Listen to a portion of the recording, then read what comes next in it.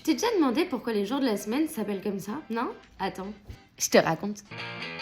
Eh bien, ça nous vient des Romains. À l'époque, les Romains avaient décidé que chaque jour serait consacré à un astre visible dans le ciel. Et comme ils associaient ces astres à des dieux, ça a donné les noms qu'on utilise encore aujourd'hui. Lundi, c'est facile, ça vient de la lune. Dius lunae en latin. Ouais, je parle un peu latin.